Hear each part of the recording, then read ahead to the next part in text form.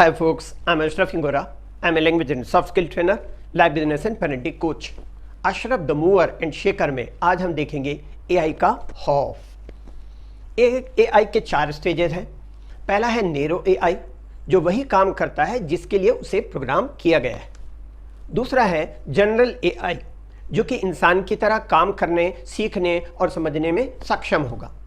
Stage 3 जो है वह है सुपर एआई, जिसके इंसानों से ज़्यादा समझदार होने और इंसानों के लिए ख़तरनाक होने की संभावना है। ये खुद को बहुत तेज़ी से ट्रेन करने और हर काम करने में एक्सपर्ट बन जाएगा और इंसानों को सुपरसीड करेगा, अर्थात इंसानों से आगे निकल जाएगा। स्टेज 4 है गॉड एआई। इस स्टेज में वो खुद को हर तरह से ताकतवर बनाने में सक्षम हो जाएगा। वैज्ञानिक इसे सिंगुलरिटी भी कहते हैं। हालांकि इस स्टेज पर एआई के लिए जो दावे किए जा रहे हैं वो कितने प्रामाणिक अर्थात कितने ऑथेंटिक हैं, ये निश्चित रूप से नहीं कहा जा सकता। अब सवाल ये उठता है कि एआई कितनी नौकरियां खाएगा। एआई की वजह से दुनिया में 14% मतलब 14% लोग या तो नौकरी खो चुके हैं या उन्हें किसी और नौकरी में स्विच करना पड़ा है। अमेरिका में 19 लाख, चीन में 12 लाख, भारत में सिर्फ आईटी सेक्टर में ही 6.5 लाख लोगों की नौकरियां जा चुकी हैं। ये तो बस शुरुआत है। द न्यूयॉर्क टाइम्स की रिपोर्ट के मुताबिक एआई सबसे पहले उन नौकरियों को निगल जाएगा जो रिपीटिटिव है और कम तकनीक वाली है, जैसे डेटा एंट्री है, कस्टमर सर्विस है, फ्रंट डेस्क जॉब्स हैं, जूनियर अकाउंटेंट हैं, एचआर है वगैरह। ऐसा काम जहां दिमाग की जटिलता अर्थात कॉम्प्लेक्सिटी ऑफ माइंड की ज़रूरत नहीं होती। हर क्षेत्र में रिप्लेसमेंट के चांसेस हैं, चाहे वो मार्केटिंग हो, लीगल हो, कोडिंग हो, आईटी हो, टेक्नोलॉजी, मशीन, हेल्थ केयर, जहाँ भी रूटीन जॉब होगा वहाँ रिप्लेसमेंट की संभावना बढ़ेगी। फिल्मों में भी एआई की वजह से बेरोजगारी के हालात पैदा होने वाले हैं। Story, screen play writing, dialogue, editing से लेकर बहुत कुछ एआई से रिप्लेस होने वाला है। ऐसी स्थिति में आने वाले कुछ सालों में 50% तक नौकरियां खत्म हो जाएंगी। अगर ऐसा हुआ तो विश्व में बेरोजगारी 20% तक बढ़ सकती है, जो कि 1930 मतलब 1930 की महामंदी द ग्रेट डिप्रेशन से भी ज़्यादा होगी। सवाल यह है कि एआई ऐसा क्या कर रहा है कि इंसानों से भी बेहतर साबित हो रहा है। एआई इंसानों से बेहतर नहीं है, लेकिन उसकी इंसानों की तरह कमजोरियां और ज़रूरतें भी नहीं हैं। इंसानों को सैलरी चाहिए, छुट्टियां, लीव चाहिए, इंक्रीमेंट चाहिए, मूड ख़राब है, स्ट्रेस है, हेल्थ प्रॉब्लम है, ऑफिस पॉलिटिक्स है, स्ट्राइक है, वर्क लाइफ बैलेंस मेंटेन करने में डिफ़िकल्टीज़ हैं, त्योहारों की छुट्टियां चाहिए, काम टालने की प्रवृत्ति है। ये सारी कमज़ोरियां एआई मशीन में नहीं होती। यह बिना रुके 24/7 काम कर सकता है। इसलिए अब कंपनियां इंसानों की जगह एआई मशीनों का इस्तेमाल करने लगी हैं। संयुक्त राष्ट्र की रिपोर्ट कहती है कि एआई से पुरुषों की मतलब मेल की जो नौकरियां जाएंगी वो 28% होगी, जबकि फीमेल की जो नौकरियां जाएंगी वो 41% नौकरी उनसे प्रभावित होगी। क्योंकि ज़्यादातर महिलाएं कस्टमर सर्विस, एडमिनिस्ट्रेटिव या ऐसे ही काम करती हैं जहां उन्हें एआई से रिप्लेस किया जा सकता है। लेकिन कहा जा रहा है कि इससे 13.3 करोड़ नए जॉब्स भी मिलेंगे।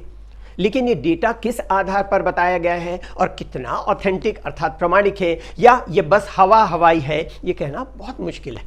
अगर ये मान भी लिया जाए कि 13.3 करोड़ नई नौकरियां मिलेंगी, तो ये नौकरियां भी सिर्फ उन्हीं को मिलेंगी जो एआई से जुड़े स्किल से इक्विप्ड हैं, जैसे data science, machine learning, programming, AI ethics etcetera.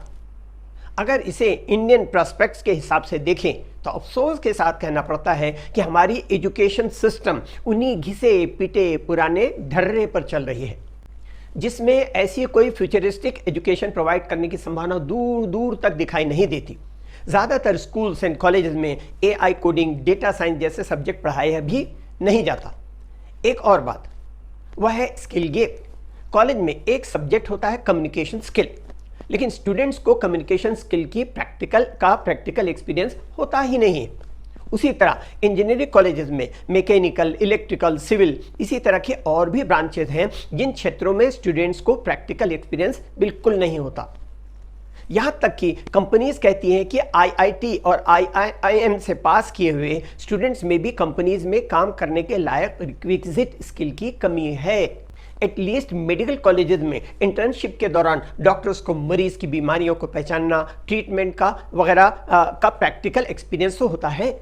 उसी तरह इंजीनियर्स के लिए भी 6 months to 1 year का इंटर्नशिप होना चाहिए ताकि ये जॉब रिक्वायरमेंट के मुताबिक आवश्यक प्रैक्टिकल स्किल्स सीख सकें। Now AI is getting dangerous. AI का सदुपयोग करने वाले मिलेंगे तो लगभग उतने ही लोग दुरुपयोग करने वाले भी मिलेंगे। जैसे कि कहा जाता है सीइंग इज बिलीविंग, अर्थात देखना ही विश्वास करना है। लेकिन AI के आने के बाद अब यह निश्चित रूप से नहीं कहा जा सकता कि आप जो देख रहे हैं, चाहे वो तस्वीर हो चाहे वो कोई वीडियो हो, वो सही है। इसलिए सावधान रहना जरूरी है। अब इस वीडियो में जो लड़की किसी गेम का प्रोग्राम को प्रमोट कर रही है वो लड़की नहीं है, बल्कि उसकी किसी वीडियो की क्लिपिंग लेकर AI की मदद से फेक वीडियो बनाया गया है। AI is getting really scary. Looking for a puzzle game that's colorful, satisfying, and just the right amount of tricky? Then you need to try Color Block Out. Your goal is simple. Slide the blocks to the matching color dates and clear the board. What you saw is not me. From what I can gather, someone has taken a clip from one of my YouTube videos and AI'd my face. अब कुछ सावधानी भी बरतने की जरूरत है, खास करके यूथ को, जिन्हें अपने डिफरेंट लुक को बदलने का शौक रहता है। एक लड़की ने फुल स्लीव सूट पहन करके जेमिनाई में भेजा कि इसे साड़ी में कन्वर्ट कर दे, तो जेमिनाई ने उसे स्लीवलेस साड़ी पहना हुआ फोटो भेजा जो लड़की को बहुत पसंद आया।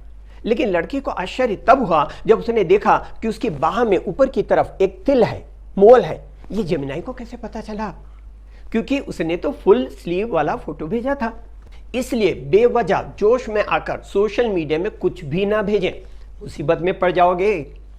किसी शायर ने कहा है कि वक्त को जिसने नहीं समझा उसे मिटना पड़ा, वक्त को जिसने नहीं समझा उसे मिटना पड़ा, बच गया तलवार से तो फूल से कटना पड़ा।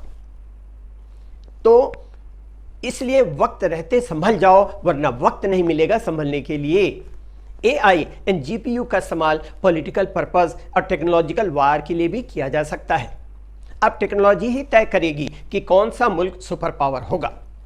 अब इसका दूसरा पहलू भी है और जिसकी संभावना बहुत ज़्यादा है कि AI गलत ताकतों के हाथों में चला ना जाए, बल्कि आप गौर करेंगे तो पता चलेगा कि ये दुनिया की कुछ गलत ताकतों के हाथ में ही है और वो उसका नाजायज़ फ़ायदा भी उठा रहे हैं, जिसकी वजह से ह्यूमन राइट्स, एमनेस्टी इंटरनेशनल, यहाँ तक UN भी इररिलेवेंट, अप्रासंगिक हो गया है। इस कम्युनिटी के कितने भी लोग मरते हैं तो मरने दो, और उस कम्युनिटी का एक भी इंसान की मौत हो गई तो घर उजाड़ दो। माइट इज राइट के इस दौर में न्यायपालिका से भी कोई उम्मीद करना बेकार है।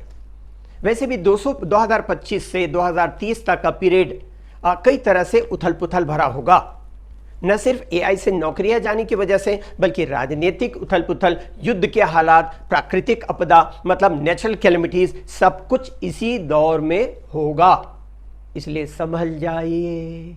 इंग्लिश के लिए आप मेरे channel English breakfast with Ashraf and soft skill के लिए Ashraf the mover and shaker को लाइक, शेयर एंड सब्सक्राइब करें। कमेंट सेक्शन में कमेंट करें, बेल आइकॉन प्रेस करें और मेरी बुक जरूर पढ़ें। Thanks for watching.